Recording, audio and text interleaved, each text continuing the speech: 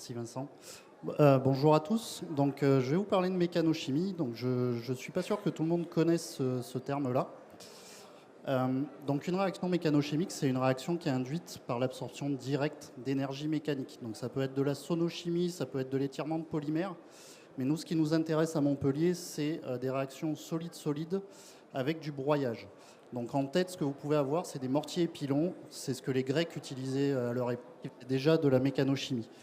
Nous, au laboratoire, on a des appareillages un peu plus sophistiqués qui permettent d'avoir des résultats plus reproductibles. Donc vous avez par exemple des broyeurs vibrants ou broyeurs planétaires. Et donc ce qui va se passer, si vous prenez le broyeur vibrant, c'est que dans les réacteurs, on va mettre des réactifs solides, rajouter une ou plusieurs billes, et l'appareil va agiter le réacteur, et le choc des billes sur la paroi va donner l'énergie nécessaire au réactif pour faire la réaction. Donc ce qui est intéressant, c'est qu'on peut travailler sans solvant, on peut s'affranchir des problèmes de solvant qu'on va avoir, et d'un point de vue chimie verte, c'est très intéressant. Et là, ce que vous voyez sous les appareils, c'est les réacteurs et les échelles sur lesquelles on peut travailler. Donc avec les broyeurs vibrants, on peut aller jusqu'à du milligramme au gramme de produit qui est formé. Sur des broyeurs planétaires, on a un mouvement qui est un peu différent, mais le principe reste le même. Donc le réacteur tourne sur lui-même et est posé sur un plateau qui tourne en général dans le sens opposé. Donc l'idée globale reste la même. Il va y avoir des chocs qui permettent de faire les réactions.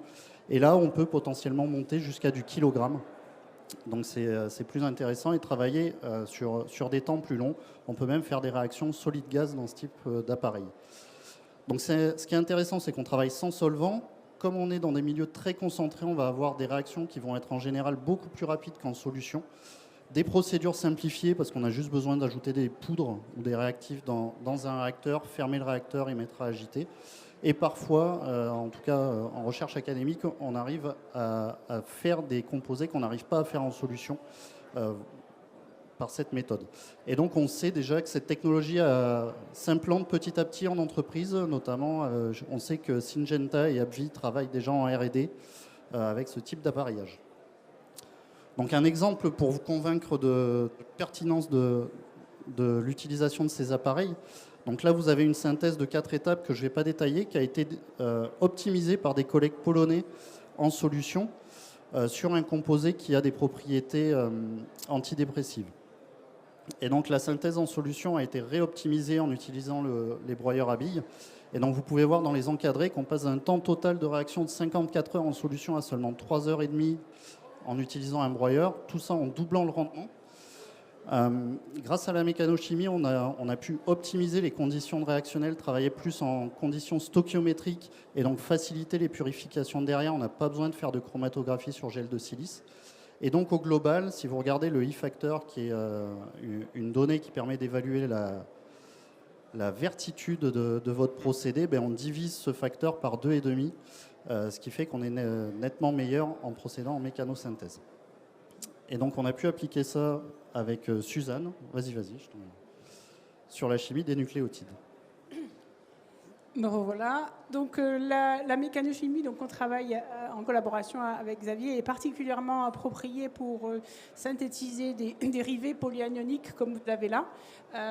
Donc ces dinucléotides sont des principes actifs, peuvent aussi servir comme coiffe pour les ARN messagers dont on a beaucoup entendu parler, et également sur des dérivés cycliques. Donc la problématique de la synthèse de ces composés, c'est que comme ils sont polychargés, ils ne sont pas solubles dans les solvants organiques usuels. Et donc la mécanochimie est tout à fait appropriée puisqu'on fait les réactions en milieu solide. On n'a pas besoin de groupement protecteur, d'utiliser de groupement protecteur. Et là, vous avez un exemple sur la synthèse d'un premier dinucléotide et la comparaison donc, dans les deux encadrés avec la synthèse en solution et la synthèse en mécanosynthèse. Donc on a des traitements beaucoup plus simples, on ne travaille pas en milieu anhydre, des temps de réaction plus courts, un rendement équivalent, et également par comparaison de l'E-factor dont vous a parlé Xavier, on passe d'un E-factor de 27 à un E-factor de 4. Donc là, c'était un premier dinucléotide. Ensuite, on s'est penché sur un composé qui est le diclofosol, qui est utilisé pour le traitement donc, de la sécheresse oculaire.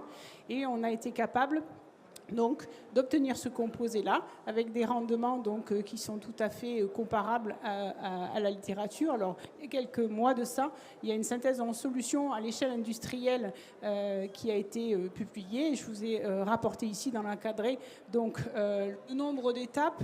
La synthèse se fait ici en milieu anhydre avec l'utilisation du DMF, un rendement global de 45%. Donc nous, actuellement, on fait ce composé avec des réactifs qui sont commerciaux, à l'air libre, un temps de réaction global de 2 heures et un rendement de 69%. Pardon. Pour l'instant, on est sur 100 mg en routine, on est loin de la synthèse industrielle, mais on a quand même largement amélioré la production de ce composé. Donc je reprends la main. Donc on vous a montré, je pense, avec ces exemples que travailler au broyeur, ça peut être extrêmement efficace sur des petites échelles. Et la problématique, c'est la montée en échelle. Donc quand on est en bol fermé, finalement, on travaille en batch. Et l'idée, ça serait de travailler en continu. Donc on a eu une présentation juste avant. La chimie en continu, c'est exceptionnel. Mais les problèmes qu'on peut avoir en chimie en solution en continu, c'est à partir du moment où on a des solides, qu'on veut utiliser des solides ou qu'il y a des solides qui se forment, ça peut devenir problématique. Et donc une solution, c'est d'utiliser un appareillage qui existe déjà, qui est un extrudeur, qui sert principalement à faire de la mise en forme de polymères. Et nous, on n'est pas les seuls, on a détourné l'utilisation de cet appareil-là pour faire de l'extrusion réactive, c'est-à-dire qu'on va mélanger directement les solides dans un appareillage qui est composé de 2 vis qui tournent dans le même sens ou dans le sens opposé, qui vont mélanger les réactifs et promouvoir la réaction au fur et à mesure de la vis. Et à la fin de l'extrudeuse, à la fin des vis, on va récupérer le produit directement. Et il suffit, pour monter en échelle, de fournir l'extrudeuse en réactif pour produire en continu. Donc on a mis ce principe-là à contribution sur 2 exemples. Le premier sur la synthèse de peptides, où on fait réagir un acide aminé activé avec un deuxième acide aminé protégé sous forme d'ester. Tout ça dans l'extrudeuse pour former le dipeptide, donc par couplage classique. Donc on a fait ça sur plusieurs exemples. Et là, vous avez un exemple d'un précurseur d'aspartame. Donc on a pu produire presque 6 grammes en 1 minute et demie de ce composé-là qui ensuite a été mis en réaction pour fournir l'aspartame. Et donc le bénéfice de tout ça, vous voyez déjà en termes d'efficacité, on est extrêmement rapide. Mais on a pu s'affranchir de tout ce qui est nocif dans la synthèse de peptides classique, qui est pourtant très efficace. Premièrement, c'est le DMF, qui est un solvant qui va être banni dans les prochaines années de toute synthèse chimique, parce qu'il est extrêmement toxique. La base qui est utilisée, qui est de la triéthylamine, qui est aussi extrêmement toxique en synthèse en solvant, et on a pu remplacer ça par de l'acétone.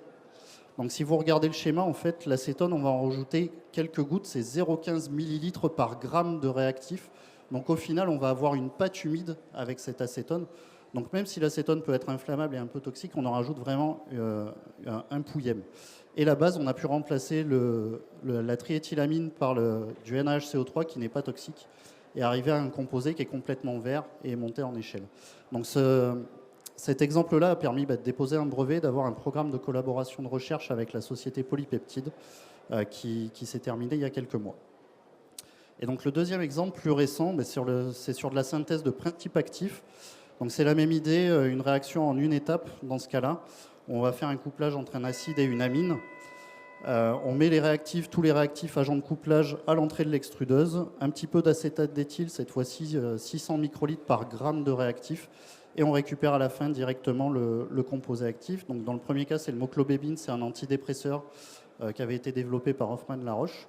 Et vous voyez la production, on arrive à produire 11 grammes en 2 minutes. 11 grammes, c'est la quantité qu'il faut pour un patient, c'est la dose qu'il lui faut pour 6 mois de traitement en fait. Donc en 2 minutes, on arrive à produire ça.